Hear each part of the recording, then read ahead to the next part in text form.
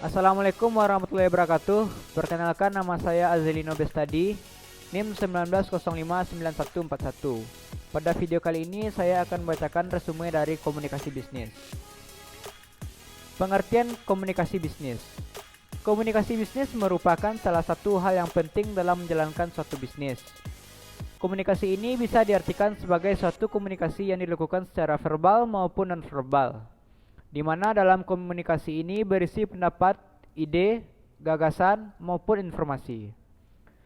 Komunikasi ini dapat dilakukan secara personal maupun impersonal. Dan tujuan dari komunikasi bisnis. Secara umum, ada 4 fungsi dari komunikasi di dalam bisnis, yaitu 1. Memberikan informasi, 2. Melakukan persuasi, 3. Melakukan kolaborasi, dan yang keempat yaitu melakukan integrasi. Teknik dalam komunikasi bisnis. Dalam komunikasi bisnis terdapat 3 teknik utama dalam komunikasi bisnis.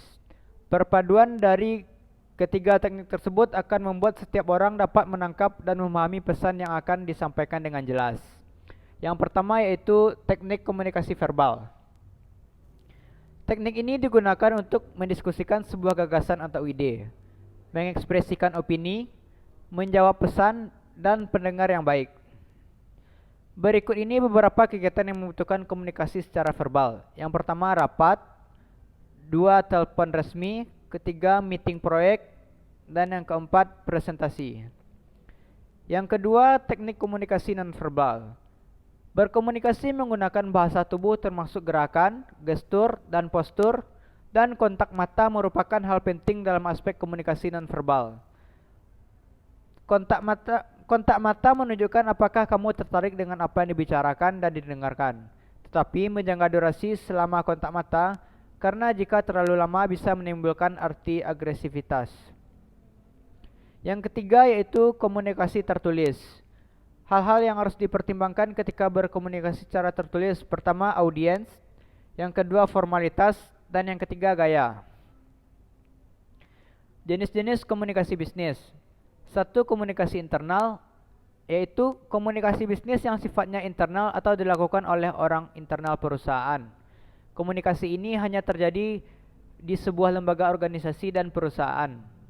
Yang kedua, komunikasi eksternal adalah proses komunikasi bisnis yang dilakukan terhadap pihak-pihak eksternal perusahaan dengan pelanggan dan perusahaan dengan mitra.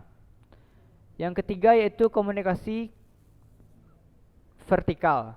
Adalah komunikasi yang sering terjadi antar karyawan dalam lingkaran yang berada antara atasan dan bawahan atau antara bawahan dan atasan dalam perusahaan. Yang keempat, komunikasi horizontal. Adalah komunikasi yang terjadi antar karyawan dalam suatu jabatan dan posisi, serta biasanya dalam satu departemen yang bersifat santai dan informal. Baiklah, sekian resume dari komunikasi bisnis. Banyak maaf. Assalamualaikum warahmatullahi wabarakatuh.